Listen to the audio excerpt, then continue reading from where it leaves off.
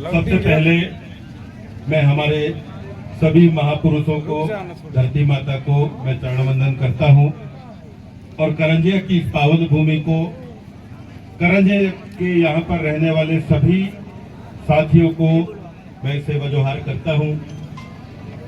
इस मंच पर हमारे बीच में उपस्थित तकरीबन 1000 किलोमीटर से हमारे बीच में आए मेरे साथी, मेरे डॉक्टर साथी, मेरे साथ विधायक रहे, मेरे छोटे भाई डॉक्टर हीरा अलावा आज हमारे बीच में है। मैं उनका बहुत बहुत स्वागत करता हूं, अभिनंदन करता हूं।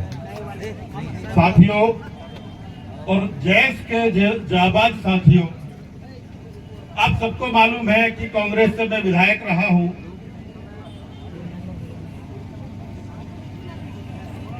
डॉक्टर हीरा अलावा कांग्रेस से विधायक है, लेकिन ये कार्यक्रम जैस के बैनर तले हो रहा है। मध्य प्रदेश के हमारे अध्यक्ष इंद्रपाल मरकाम जी वो आयोजक है, जिला अध्यक्ष नागेंद्र भाई है, और आप सबके माध्यम से, पूरे जैस के साथियों के माध्यम से ये कार्यक्रम का आयोजन हो रहा है। और इसका एक उद्देश्य, जैस के बैनर के तले एक उद्देश्य हो रहा है कि हम अगर पार्टी के बैनर तले करेंगे तो शायद पार्टी का बहाना बना के कई लोग हमारे बीच में ना आए। तो जैस एक सामाजिक संगठन है, सामाजिक संगठन के बैनर के तले आएंगे तो जो भी आदिवासियों का हितैषी रहेगा वो आज हमारे मंच पे रहेगा। अगर अपने अंदर किसी पार्टी का अगर कुंठा पाले बैठा है तो आदिवासी का हितैषी तो कभी नहीं होगा। ये मंच प्योर आदिवासी का है, आदिवासियों के हित का है। इसलिए हम लोग यहाँ पर आप सब लोगों के बीच में आए हैं। मंचासीन सभी हमारे समाज सेवी साथी हमारे बीच में आए, अलग अलग जिलों के हमारे लोग आए हैं। आज बरैंडा में जो 35-40 परिवारों को जो बेदखल करने की कोशिश की, जबरदस्ती डरा धमका के, हथियार दिखा के, मारपीट करके उनको हटाया गया है। सेम यही स्थिति जो देवास जिले की खिवनी में ये हुई थी। और ये पूरी बात संज्ञान में है सरकार के। अगर सरकार के संज्ञान में ये पूरी बातें हैं और एक शासकीय नियम है कि 15 जून के बाद में किसी किराएदार को आप जबरदस्ती हटा नहीं सकते, लेकिन अगर 3 पीढ़ियों से कोई व्यक्ति अगर किसी जगह पे रह रहा है तो उसको आप कैसे बेदखल कर सकते हो, कैसे आप हटा सकते हो। अगर कोई हटा रहा है, ये 5वीं अनुसूची का संवैधानिक क्षेत्र है जिसके स्वशासन के रक्षा के लिए राज्यपाल राष्ट्रपति के माध्यम से सीधे तौर पे जिम्मेदार है। और अगर आज उनको अगर हटाया गया है, आदिवासियों को हटाया गया है, तो इसका सीधे जिम्मेदारी है, इसकी जवाब तलब लेने की जिम्मेदारी राज्यपाल महोदय की है। लेकिन हमने देखा है कि अपने मध्य प्रदेश में 2-2 जिलों में ऐसी घटना होने के बाद में भी राज्यपाल ने एक भी स्टेटमेंट नहीं दिया है, न शासन को किसी प्रकार का निर्देश दिया है। और यही वजह है कि मध्य प्रदेश की जो सरकार है वो तानाशाही होती जा रही है। यही वजह है कि लगातार अत्याचार और क्राइम बढ़ते जा रहा है। और इस क्राइम और अत्याचार का अधिकांश जो हिस्सा है, अधिकांश जो अत्याचार है वो आदिवासियों के ऊपर हो रहा है। कई ऐसे उदाहरण हैं। तो साथियों, आज जिस प्रकार की मानसिकता के साथ में यहाँ की सरकार काम कर रही है, अगर सरकार की मानसिकता तानाशाही होगी तो निश्चित रूप से उसका जो प्रशासन वो भी तानाशाही होगा। अगर प्रशासन ने गलत किया है, अगर यह बात अगर सरकार के संज्ञान में है, तो प्रशासन में बैठे चाहे वो डीएफओ हो, चाहे कलेक्टर हो या उनके कोई भी अधिकारी हो, उन पे आज तक कार्यवाही क्यों नहीं हुई। अगर कार्यवाही क्यों नहीं हुई तो इसका मतलब ये कहे कि सरकार क्या उनका समर्थन कर रही है, क्या सरकार आदिवासियों की विरोधी है। ये बात स्पष्ट रूप से आप युवा साथियों को सबको जानना पड़ेगा, समझना पड़ेगा। साथियों, मैं स्पष्ट रूप से कहना चाह रहा हूं कि जिस प्रकार की आज स्थिति जो बेदखली की है, चाहे उद्यानों के नाम पर हो, चाहे खनिज के नाम पर हो, चाहे रोड के नाम पर हो, चाहे बांधों के नाम पे हो, आज चाहे खनिज के नाम पे हो, लगातार आदिवासी जो क्षेत्र हैं उन्हीं पे अतिक्रमण हो रहा है और बहुत सुनियोजित तरीके से उनको हटाने की कोशिश हो रही है।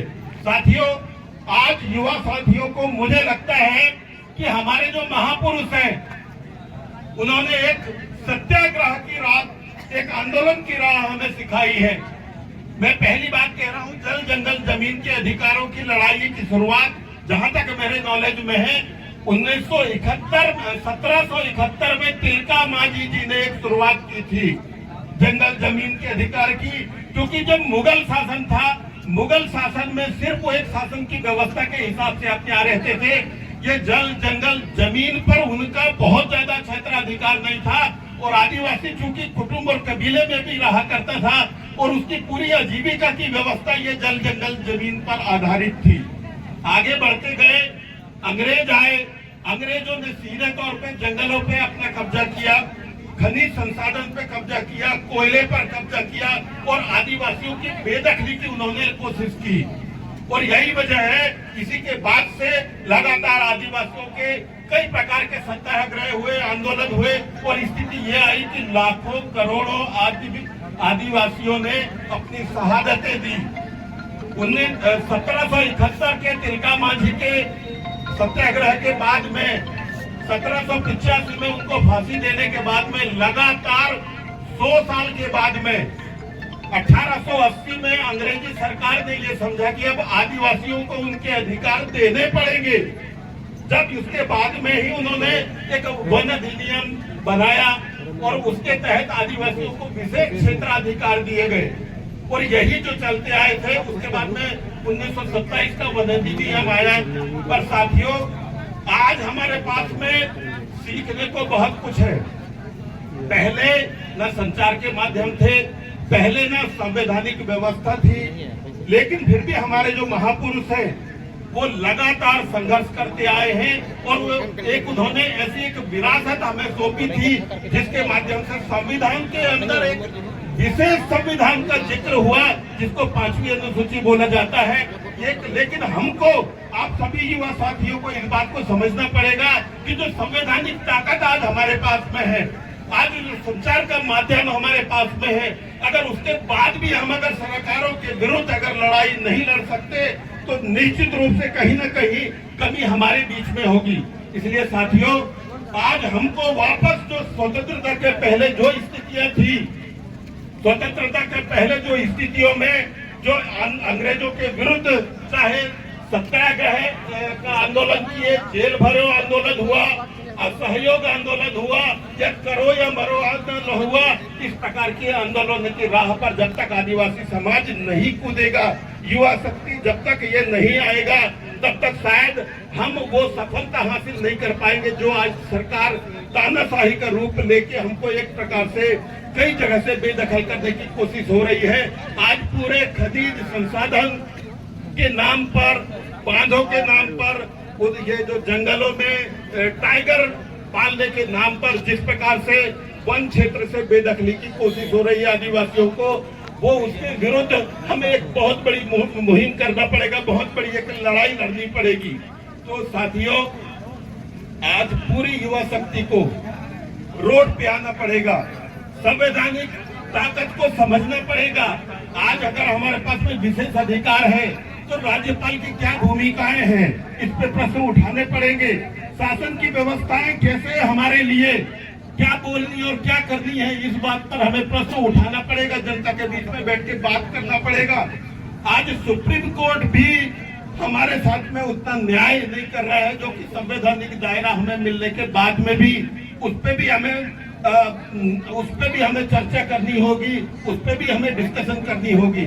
तो साथियों, सिर्फ भीड़ बढ़ाने की बजाय हम नॉलेज को भी बढ़ाएं और नॉलेज के साथ में अपने संवैधानिक अधिकारों के साथ में एक दूसरे के साथ में चर्चा करके हम अगर बातों को आगे बढ़ाते हैं और फिर संगठित होकर अगर संघर्ष करते हैं, निश्चित रूप से सरकार के ऊपर ये दबाव आएगा और जो आज तानाशाही सरकार और प्रशासन के माध्यम से हो रहा है, इस प्रकार की जो तानाशाही है उस पर अंकुश लगेगा।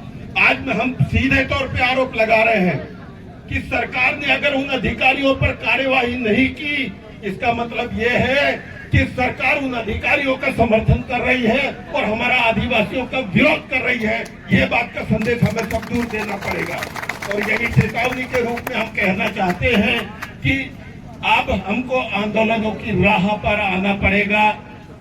एकजुट होना पड़ेगा। संवैधानिक दायरे में जाके, चाहे वो कलेक्टर ऑफिस हो, चाहे डीएफओ का ऑफिस हो, उनके आमने सामने जाके संवैधानिक दायरे के अंदर उनके सामने आमने सामने बैठ के उनके साथ चर्चा करनी होगी। और ना कोई भी अधिकारी हो आपसे चर्चा से भाग नहीं सकता, उसको आपकी बातों का जवाब देना पड़ेगा।